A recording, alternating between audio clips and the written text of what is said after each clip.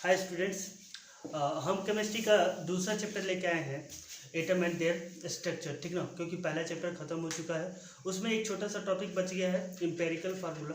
तो वो हम देख लेंगे जब यहाँ पे मॉलिक्यूलर फार्मूला देखेंगे तो उसी के साथ देख लेंगे। ठीक है, तो शुरुआत करते हैं एटम एंड देयर स्ट्रक्चर। जब भी बात करते हैं किसी एटम का तो हमारे माइंड में एक क्लिक करता है कि एक टिनी पार्टिकल। ठीक ना, जैसे हमारे ब्रेन में क्या एक मेमोरी, उसमें हम जब कोई वर्ड का नाम लेते हैं तो वो उस प्रकार का शेप बना लेता है। ठीक है, जैसे एलिफेंट तो हाथी का शेप बना लेता है, हम बोलते हैं ह्यूमन तो इंसान का शेप बना लेता है। उसी प्रकार जब एटम बोलते हैं तो एक टिनी पार्टिकल का शेप बन जाता है। ठीक ना, लेकिन एटम इज ए टिनी पार्टिकल, ये कह देना इस स्टैंडर्ड में आके, 11th स्टैंडर्ड में आके, ये सही नहीं है। मतलब ये आधा अधूरा डिफिनेशन है। ठीक ना, एटम टिनी तो है, सबसे छोटा है, ठीक ना, लेकिन केवल इतना कह देना कि सबसे छोटा है, बहुत छोटा है, ये बात सही नहीं। तो क्या है डिफिनेशन इसका, देखिए। Atom is a टिनी particle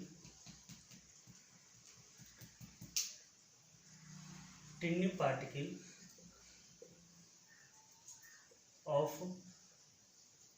element which take part in chemical reaction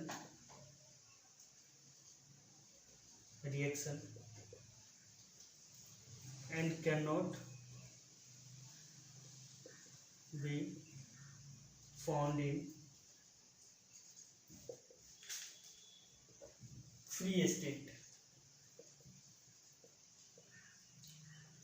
ठीक है, बस देखिए। तो कहता है कि एटम एक टिनी पार्टिकल है, किसका, एलिमेंट का, which take part in chemical reaction, जो केमिकल रिएक्शन में पार्टिसिपेट करता है। मतलब एलिमेंट का वह छोटा पार्टिकल जो केमिकल रिएक्शन में पार्टिसिपेट करता है, वह सबसे छोटा पार्टिकल जो केमिकल रिएक्शन में पार्टिसिपेट करता है और फ्री स्टेट में नहीं मिलता है, उसको हम एटम कहते हैं। ठीक है, जैसे कार्बन हमको फ्री मिलता है, फ्रीली मिलता है नहीं। ऑक्सीजन फ्री नहीं मिलता है, नहीं मिलता है। लेकिन जब दोनों को कंबाइन करते हैं तो CO2 हमें एटमॉस्फेयर में मिलता है। बहुत लोग ये सोचेंगे सर क्या बात करते हैं, ऑक्सीजन कैसे नहीं फ्री स्टेट में मिलता है। जब फ्री स्टेट में मिलता नहीं है तो हम ऑक्सीजन लेते कैसे हैं। ठीक ना, याद रखिए हमेशा, ऑक्सीजन हम लोग अपने ब्रीथ में ऑक्सीजन नहीं लेते हैं। याद रखिएगा। सर क्या मजाक कर रहे हैं, बचपन से अभी तक पढ़ते आए हैं कि ऑक्सीजन लेते आ रहे हैं, ऑक्सीजन लेते आ रहे हैं, और आप कह रहे हैं कि ऑक्सीजन नहीं ले रहे हैं। जी हाँ, बिल्कुल ऑक्सीजन नहीं लेते, हम लोग क्या लेते हैं, O2 लेते हैं। ऑक्सीजन का एक फॉर्म है ऑक्साइड फॉर्म, ढेर सारा फॉर्म है, बट ऑक्साइड वाला फॉर्म हम O2 लेते हैं। ठीक है, न कि ऑक्सीजन लेते हैं। याद रखिएगा इस बात को। तो हमें कार्बन फ्री स्टेट में नहीं मिल सकता है, ऑक्सीजन भी फ्री स्टेट में नहीं मिल सकता है, लेकिन कार्बन डाइऑक्साइड कंबाइंड स्टेट में मिलता है। ठीक है, या दूसरा एग्जांपल, हाइड्रोजन हमको फ्री स्टेट में नहीं मिलता है, बिल्कुल नहीं मिलता है। ऑक्सीजन हमको फ्री स्टेट में नहीं मिलता है, लेकिन जब दोनों को कंबाइन करते हैं तो वाटर H2O ये हमको मिलता है। देखते हैं ना, वाटर देखते हैं ना, तो ये हमें मिलता है। ठीक है, तो यही कहानी है कि फ्री स्टेट में ना मिलता। तो एग्जाम्पल इसका क्या हो जाएगा, हाइड्रोजन, हीलियम, लिथियम एक्सेट्रा। ठीक है, इसके बाद है शेप कैसा होता है। तो atom is spherical in shape. Atom का शेप कैसा होता है, स्फेरिकल। स्फेरिकल कहने का मतलब बॉल देखें, क्रिकेट बॉल या फुटबॉल, वैसा शेप होता है। ठीक ना, मतलब बिल्कुल ऐसा। ठीक ना, स्फेरिकल इन शेप। ठीक है, हुज रेडियस इज यहीं पे लिख दे रहा हूं, रेडियस इज 10⁻⁻10 मीटर। जिसका रेडियस कितना होता है, 10⁻10 मीटर। उसके बाद atom consist of nucleus which have same center of atom, ठीक ना। एटम जो है, एटम के अंतर्गत एक न्यूक्लियस होता है, जिस न्यूक्लियस का सेंटर वही होता है जो इस एटम का होता है, ठीक ना। जो सेंटर इस एटम का होता है वही इस न्यूक्लियस का भी होता है। और हमें पता है कि इस एटम का रेडियस कितना है, इसको मैं कैपिटल आर से डिनोट कर रहा हूँ। तो ये कितना है, ये है 10⁻⁻10 मीटर। अब चूंकि न्यूक्लियस है और वो भी क्या है, स्फेरिकल, और जब बॉल स्फेरिकल है तो न्यूक्लियस भी क्या होगा, उसका स्फेरिकल, ठीक है। अब जब ये स्फेरिकल है तो इसका भी रेडियस होगा, इसको मैं डिनोट कर रहा हूँ स्मॉल आर से, ठीक ना। तो न्यूक्लियस का जो रेडियस होता है वो होता है 10⁻⁻15 मीटर। आप लिख भी सकते हो radius of nucleus is 10⁻⁻15 metre, ठीक ना। ये इस कंसेप्ट से एक क्वेश्चन अराइज होता है, देखिए कैसा क्वेश्चन अराइज होता है। क्वेश्चन ये अराइज होता है, कहता है कि size of atom is how much time. यहाँ पे जो फिल द ब्लैंक्स है उसमें बोल रहा है कि कितना टाइम्स होता है साइज ऑफ न्यूक्लियस, ठीक है। हमें नहीं पता है तो मान लेते हैं, ठीक है, पहले तो मान लेते हैं, बाद में तो आ ही जाना है। Let size of atom is equal to x time size of nucleus, x time size of nucleus होगा ना। अब देखिए एटम हमारा ये होता है ना, इसमें ये स्मॉल आर जो है वो रेडियस ऑफ न्यूक्लियस, और ये capital R is the radius of what, radius of atom. अब साइज की बात करें तो साइज ऑफ एटम क्या होगा, 2πr, इसका सरकमफ्रेंस, ठीक ना। लेकिन बोलोगे कि सर स्फेयर है तो ये क्या कहते हैं 2πr क्यों, ठीक ना। तो जब भी कोई स्फेयर लोगे तो सबसे बड़ा जो सर्किल होगा वही ना कैपिटल आर होगा, ठीक ना। या एटम का जो बॉल होता है तो बॉल में देखते हैं सबसे ऊपर वाला जो लाइन होता है जो एकदम टिप होता है, एकदम जहाँ पकड़ते हैं बॉल को, जैसे क्रिकेट बॉल में जो ऐसे पकड़ते हैं बॉल को, तो वही सबसे बड़ा सर्किल होता है ना, और वही कैपिटल आर होता है, तो ठीक ना। उसका जो सरकमफ्रेंस होगा वही पूरे बॉल का सरकमफ्रेंस होगा, वही उस स्फेयर का भी सरकमफ्रेंस होगा, वही सर्किल का भी साइज होगा ना। जो उस बॉल का जो सबसे ऊपर वाला सर्किल है उसी का सरकमफ्रेंस क्या होगा, उस बॉल का सबसे मैक्सिमम साइज होगा, ठीक ना। तो 2πr is equal to x time x into 2π small r, because it is nucleus, ठीक है। अब यहाँ से x का वैल्यू जब निकालेंगे तो क्या आएगा, x is equal to 2π capital R by 2π small r, ये पाई कैंसिल, 2π तो बचा क्या, r by capital R by small r। Capital R का वैल्यू 10⁻⁻10, स्मॉल r का वैल्यू 10⁻⁻15, ये हो जाएगा 10⁻⁻10 प्लस 15, दैट्स 10⁵, ठीक ना। 10⁵ यानी 1,00,000 देखिए ऑप्शन में है 10⁻1,00,000, 1,00,000 बराबर होता है 10⁵, ये डी ऑप्शन आपका सही है, ठीक है। नेक्स्ट और क्या क्वेश्चन अराइज हो सकता है ये देखते हैं। चलिए तो आपके सामने ये क्वेश्चन है, ratio of volume of atom to the volume of nucleus of the atom, ठीक ना। रेशियो निकालना है एटम के वॉल्यूम का और उसके न्यूक्लियस के वॉल्यूम का, ठीक है। तो आप इसे पॉज करके सॉल्व भी कर सकते हैं, और यदि सॉल्व नहीं कर पा रहे हैं तो देखिए क्या है सॉल्यूशन इसका। सबसे पहले हमें पता है, क्या पता है कि एटम का साइज ये है, जहाँ पे ये क्या है स्मॉल आर और ये क्या है कैपिटल आर, है ना।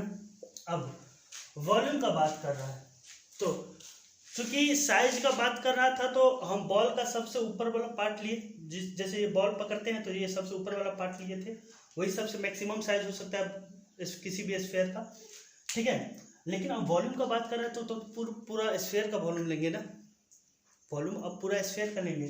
तो स्फीयर का वॉल्यूम क्या रहा है, ratio of volume of sphere, ratio is equal to होगा वॉल्यूम ऑफ स्फीयर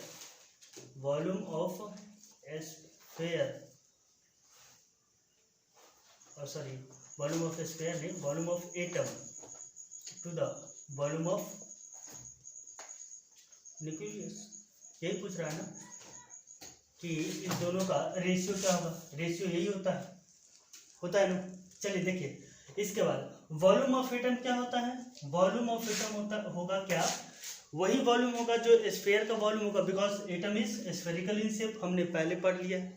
तो यहाँ पे वॉल्यूम ऑफ स्फीयर एटम क्या होगा, 4/3 पाई आर क्यूब होगा ना, यहाँ पे कैपिटल आर होगा, पाई आर क्यूब बाय नीचे में वॉल्यूम ऑफ न्यूक्लियस, वो भी तो क्या है, वो भी स्फेरिकल है, 4/3 पाई आर क्यूब, ठीक ना। ये एटम का था इसलिए कैपिटल आर लिए, ये न्यूक्लियस का था इसलिए स्मॉल आर लिए। अब ये दोनों कैंसिल हो जाएगा तो हमारे पास बचा क्या, capital R cube by small r cube, that is 10⁻⁻10 का होल क्यूब बाय 10⁻⁻15 का होल क्यूब होगा ना, ठीक है। अब उसके बाद 10⁻⁻30 हो जाएगा, इधर 10⁻⁻45। क्योंकि पावर जब यदि इस फॉर्म में हो तो अगर x⁴ होल b होता था तो लिखते थे ना x⁴ a b, exponent rule से वही किए हैं, ठीक है। तो ये अब फाइनली इसको हम यहाँ सॉल्व कर रहे हैं, 10⁻⁻30 ये नीचे में तो ऊपर जाएगा तो प्लस, तो ये आ जाएगा 10⁻15 है, ऑप्शन नंबर डी सही है, ठीक है। तो इस प्रकार का क्वेश्चन आपको एटम के बेस से क्वेश्चन अराइज हो सकता है, ठीक है। तो ये था। अब कभी कभी ये भी पूछ सकता है कि वॉल्यूम, एटम का वॉल्यूम क्या है, ठीक है, एटम का वॉल्यूम क्या है, तो एटम का वॉल्यूम जो है न्यूक्लियस के वॉल्यूम से इतना गुना अधिक है, ठीक है, यही चीज होगा। एटम का जो वॉल्यूम है वो न्यूक्लियस के वॉल्यूम से इतना गुना अधिक है। अब देखते हैं कि एटम में और क्या सब, ठीक ना। ये तो फिजिकली था कि उसका वॉल्यूम क्या होगा, उसका साइज क्या होगा, ये तो फिजिकल था। अब एटम के अंदर जा रहे हैं,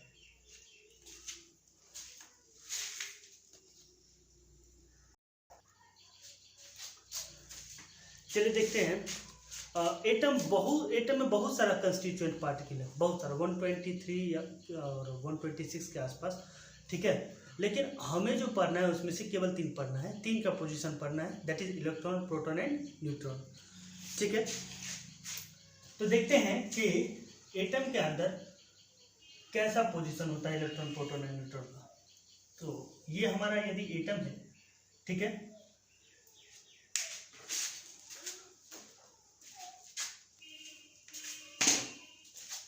और ये हमारा न्यूक्लियस है, ठीक है। तो इसमें प्रोटॉन और न्यूट्रॉन तो न्यूक्लियस के अंदर होता है, इलेक्ट्रॉन न्यूक्लियस के बाहर होता है, ठीक है। कहाँ होता है, न्यूक्लियस के बाहर। देखिए अब कुछ बातें यहाँ पे जानना जरूरी है।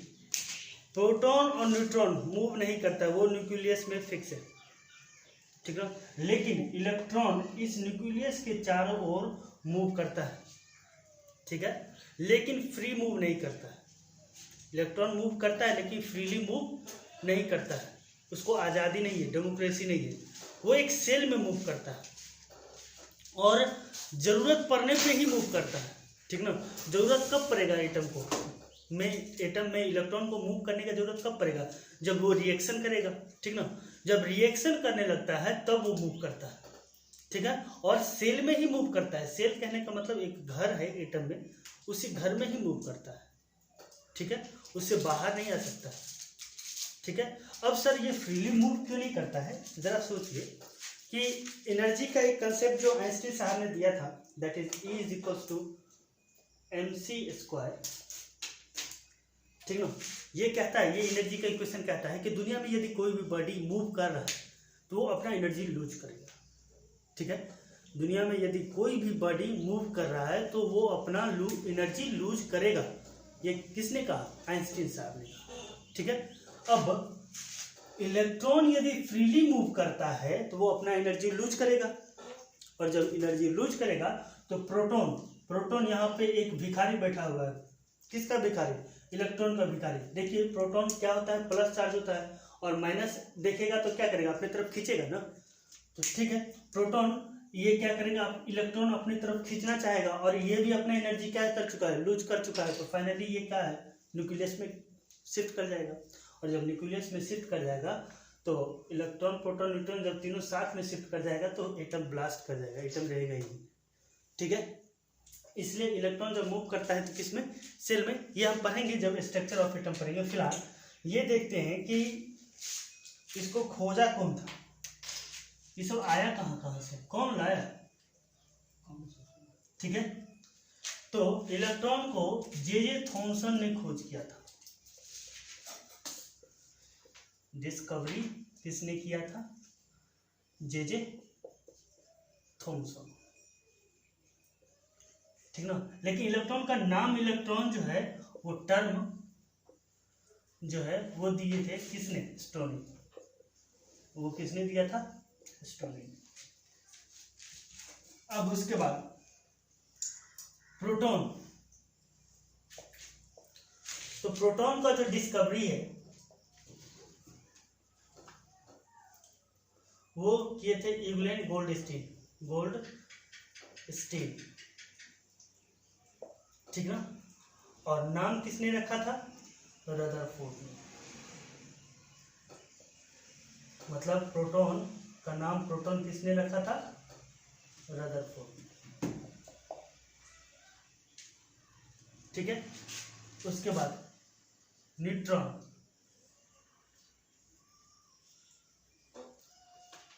न्यूट्रॉन को किसने खोजा था, न्यूट्रॉन को खोजा था ये जेम्स चैडविक,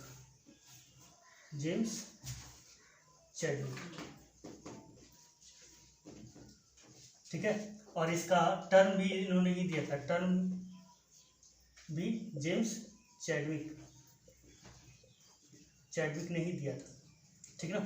मतलब न्यूट्रॉन को खोजा भी किसने था, चैडविक साहब ने, और डिस्कवरी भी नाम भी किसने दिया था, चैडविक साहब ने। उसके बाद है न्यूक्लियस।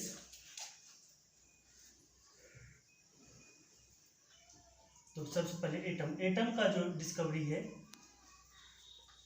एटम का डिस्कवरी वो किसने किया था, और पहली बार किया था डाल्टन ने, ठीक ना। उसके बाद एटम का बहुत सारा शेप साइज आया, ठीक ना, बहुत सारा फैक्ट आया, लेकिन पहली बार खोज किसने किया था, एटम का, डाल्टन ने। लेकिन एटम का नाम, एटम जो है वो ओस्टवाल्ड ने रखा था, टर्म किसने रखा था, ओस्टवाल्ड, ठीक है। अब है इसके बाद न्यूक्लियस का खोज किसने किया था, तो न्यूक्लियस डिस्कवरी जो है इसका, discovery and term was given by Rutherford, ठीक ना, रदरफोर्ड, ठीक ना। ये न्यूक्लियस का खोज भी और उसका नाम भी किसने दिया था, रदरफोर्ड ने। तो ये कहानी है कि किसने खोजा है, इलेक्ट्रॉन को किसने खोजा था, जे थॉमसन ने। कभी कभी ये कंफ्यूज मत हो जाइएगा कि आप जब कभी नेट वगैरह पे सर्च मारोगे ना, तो ये भी दे सकता है नाम, ये भी। तो आपको कंसेप्ट क्लियर रहना चाहिए कि डिस्कवरी जे थॉमसन ने किया, लेकिन इलेक्ट्रॉन का नाम इलेक्ट्रॉन स्टोनी ने रखा था, ठीक है। न्यूट्रॉन का खोज किसने किया, जेम्स चैडविक, और उसका नाम भी बेचारा जेम्स चैडविक ही रखा था। प्रोटॉन का जो डिस्कवरी है वो इवलेन गोल्डस्टीन ने किया था। ठीक ना। लेकिन प्रोटॉन का नाम प्रोटॉन किसने रखा था? रदरफोर्ड, ठीक ना। एटम का खोज किसने किया था? डाल्टन ने, लेकिन इसका नाम एटम किसने रखा था? ऑस्टवाल्ड ने, ठीक है। न्यूक्लियस का खोज किसने किया था? रदरफोर्ड ने, इसका नाम भी किसने रखा था? रदरफोर्ड ने, ठीक है। देखते हैं आगे की कहानी, इलेक्ट्रॉन का खोज कैसे हुआ।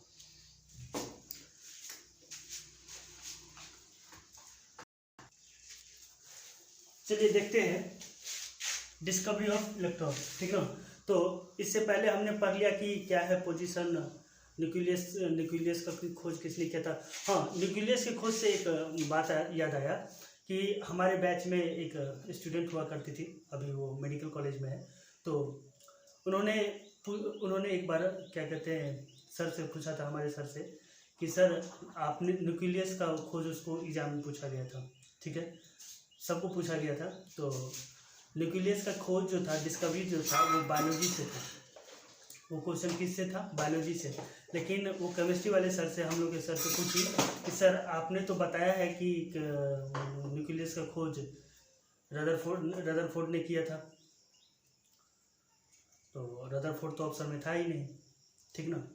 तो सर ने उससे क्वेश्चन पूछा, पूरा क्वेश्चन, तो उन्होंने सर ने बताया कि ये बायो का क्वेश्चन है।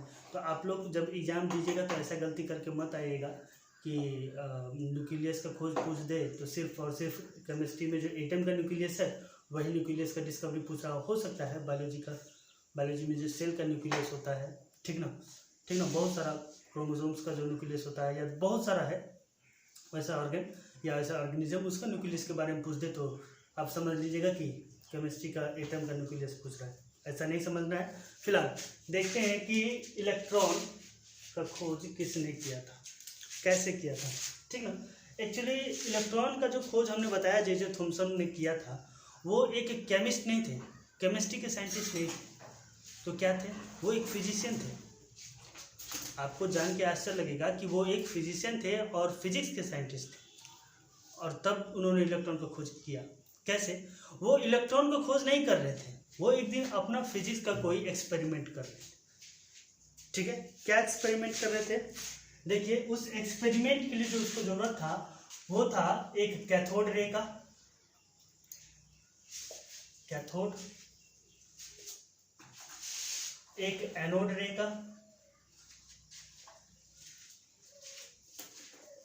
एनोड रे का है, एनोड प्लेट का, ठीक है, और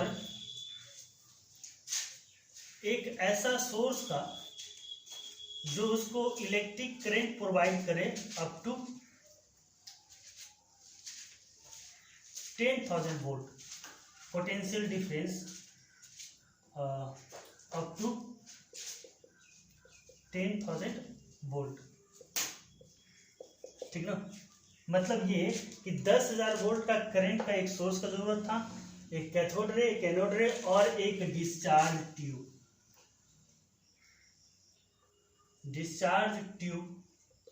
जिसमें एक वैक्यूम पंप हो, जिसमें क्या हो? एक वैक्यूम पंप लगा हो और एक पिस्टन हो। पिस्टन समझ रहे हैं? उसको बंद करने के लिए, उस वैक्यूम पंप को बंद करने के लिए जो होता है, ठीक ना। तो इस प्रकार के डिस्चार्ज ट्यूब का जरूरत है। ये एक डिस्चार्ज ट्यूब है, ठीक है, उसमें ये एक वैक्यूम पंप है। क्या है?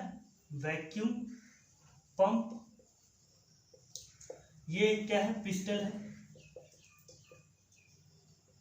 पिस्टन, ठीक है, PISTAL होता है पिस्टन, ठीक ना। अब उसका जो एक्सपेरिमेंट था उसके लिए क्या चीज का जरूरत था वो देखिए। उसमें करंट का जरूरत था लगभग 10,000 वोल्ट, ठीक ना। एक डिस्चार्ज ट्यूब नहीं चाहिए था उसको, और एक वैक्यूम पंप इसलिए कि इस डिस्चार्ज ट्यूब का प्रेशर डिक्रीज कर सके, इस डिस्चार्ज ट्यूब का प्रेशर डिक्रीज कर सके। कितना? प्रेशर डिक्रीज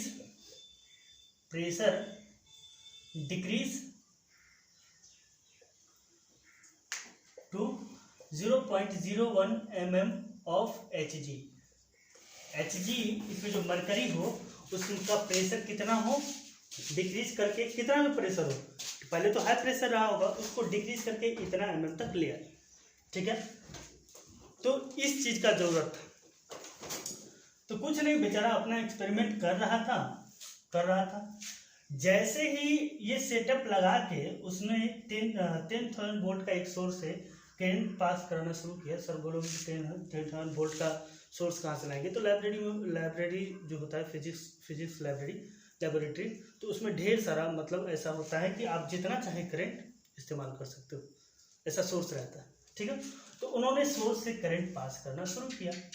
जैसे ही करंट पास शुरू किया, वो देखा कि ये जो डिस्चार्ज ट्यूब है जिसमें प्रेशर मरकरी का 0.011 mm तक है, वो ग्लो करना शुरू कर दिया। ग्लो मतलब जैसे लाइट ग्लो करता है ना, वैसे ही तो वो ग्लो करना शुरू कर दिया, ठीक ना। अब वो अचंभित कि ग्लो क्यों कर रहा है, और जब ग्लो किया तो उन्होंने एक गौर से देखा तो वो देखा कि वो ग्लो नहीं कर रहा है, बल्कि एक बहुत सारा छोटा छोटा रे जो है एनोड प्लेट की तरफ मूव कर रहा है, ठीक ना।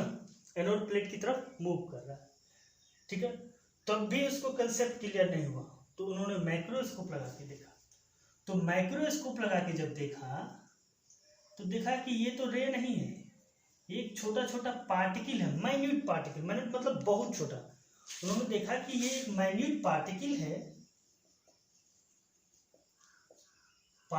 है जो किधर की तरफ मूव कर रहा है, जो एनोड की तरफ मूव कर रहा है, ठीक ना। तो एनोड चूंकि पॉजिटिव होता है और ये क्या होता है, निगेटिव, तो वो बोला कि ये जो पार्टिकल मूव कर रहा है वो क्या है, इलेक्ट्रॉन, ठीक है। उस माइन्यूट पार्टिकल कॉल्ड इलेक्ट्रॉन। उस माइन्यूट पार्टिकल को क्या घोषित कर दिया, वो इलेक्ट्रॉन है। तो आप इस एक्सपेरिमेंट को स्टेटमेंट के तौर पे खुद से देखिए, ठीक ना। हमने बता दिया कहानी क्या है, ठीक ना। तो एक बात लिखना नहीं भूलिएगा कि रदरफोर्ड ये एक्सपेरिमेंट जो है वो केमिस्ट्री में इलेक्ट्रॉन खोजने के लिए नहीं कर रहा था, वो अपना फिजिक्स का कोई एक्सपेरिमेंट कर रहा था, ठीक ना। और जब ये पूरा एक्सपेरिमेंट कर लिया और उसको इलेक्ट्रॉन मिल गया, तब उसने इस एक्सपेरिमेंट का एक नाम रखा जिसको कहते हैं कैथोड रे एक्सपेरिमेंट। कभी कभी क्वेश्चन में, ठीक है, 11th स्टैंडर्ड में जो स्कूल से हैं, कोई CBSE स्कूल से हैं, तो उसको ये क्वेश्चन पूछता है, what do you mean by cathode ray experiment, ठीक ना। या फिर पूछता है कि क्यों किया गया था कैथोड रे एक्सपेरिमेंट, ठीक ना। तो कैथोड रे एक्सपेरिमेंट फिजिक्स का एक एक्सपेरिमेंट था जो थॉमसन साहब कर रहे थे, और उसमें इसको इलेक्ट्रॉन मिल गया, तो उन्होंने कैथोड रे एक्सपेरिमेंट रखते हैं इसका नाम, ठीक है। तो यही कहानी है। अब देखते हैं कि कैथोड रे है क्या, इसका क्या फीचर है, देखते हैं। चलिए अब देखते हैं फीचर्स क्या है कैथोड रे का। तो क्या है features, they are travel in straight line. Cathode ray हमेशा स्ट्रेट लाइन में मूव करेगा, ठीक ना। अब कैथोड रे मूव करेगा स्ट्रेट लाइन में, तो मूव करेगा तो उसके पास मास भी होगा, ठीक ना। उसके पास मास भी होगा और मूव भी कर रहा है। जब भी कोई बॉडी के पास कोई मास हो और वो मूव कर रहा हो, तो वहाँ पे एक एनर्जी भी डेवलप होता है जिसको बोलते हैं काइनेटिक एनर्जी। याद आ रहा है, 9th में पढ़े थे हम लोग कि जो एनर्जी मूवमेंट के कारण डेवलप हो तो उसको काइनेटिक एनर्जी कहते हैं। तो इसमें काइनेटिक एनर्जी भी होता है, दे हैव काइनेटिक एनर्जी। उसके बाद if A cathode ray incident on any metal, किसी मेटल पे यदि वो इंसिडेंट होता है, डायरेक्ट बम्बार्ड होता है, तो देन वो क्या करेगा, एक्सरे प्रोड्यूस करेगा, ठीक है। उसके बाद ये दे आर नेगेटिवली चार्ज, ठीक है। नेगेटिवली चार्ज होता है ये, it is deflected by electric और मैग्नेटिक फील्ड, ठीक ना। कैथोड रे इलेक्ट्रिक फील्ड और मैग्नेटिक फील्ड के पास यदि जाएगा वो डिफ्लेक्ट करेगा, ठीक ना। डिफ्लेक्शन क्राइटेरिया भी होता है, ठीक ना। यदि कोई पूछे कि कैथोड रे के पास डिफ्लेक्शन क्राइटेरिया होता है या नहीं, बिल्कुल होता है। और किससे डिफ्लेक्ट हो सकता है, इलेक्ट्रिक फील्ड और मैग्नेटिक फील्ड से। Cathode ray are not actually a ray, ये एक रे नहीं है, तो क्या है, अभी अभी बताया कि वो जब रे देखा तो वो रे नहीं था, माइक्रोस्कोप से देखा तो वो एक छोटा पार्टिकल था, माइन्यूट पार्टिकल, जिसको क्या कहते हैं, इलेक्ट्रॉन। वही बोल रहा है कि वो रे नहीं था, माइन्यूट पार्टिकल कॉल्ड इलेक्ट्रॉन। ठीक है, अब ठीक है, तो ये तो इस फैक्ट को और इस फैक्ट को हमेशा याद रखिएगा, दोनों फैक्ट बहुत इंपॉर्टेंट है, एग्जाम में पूछते रहता है। ठीक ना, कि कैथोड रे इंसिडेंट करेगा मेटल पे तो क्या होगा, ठीक है, एक्सरे प्रोड्यूस करेगा। दूसरा, cathode ray are not actually, cathode ray का क्राइटेरिया कैसा है, कैथोड रे का नेचर कैसा है, कैथोड रे एक क्या कहते हैं, ये एक रे नहीं है, ये एक पार्टिकल है जिसको इलेक्ट्रॉन कहते हैं। ठीक है,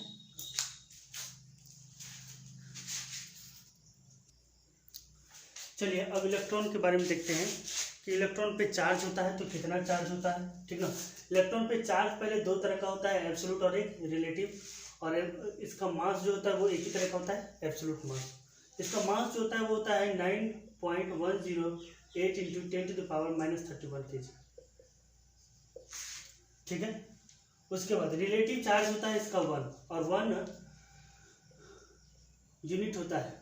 ठीक ना, 1 यूनिट मतलब इसमें चार्ज का जो यूनिट है कूलम वो नहीं होता है। क्यों? क्योंकि रिलेटिव चार्ज जो है वो किसी न किसी के रिस्पेक्ट में होगा।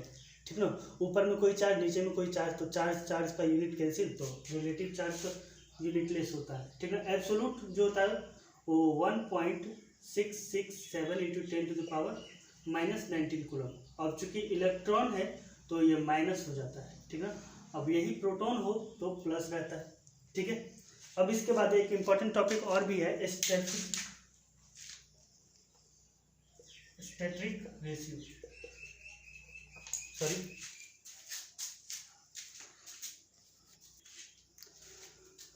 Specific ratio. ठीक है, स्पेसिफिक रेशियो क्या होता है, ये होता है ratio of charge to their mass.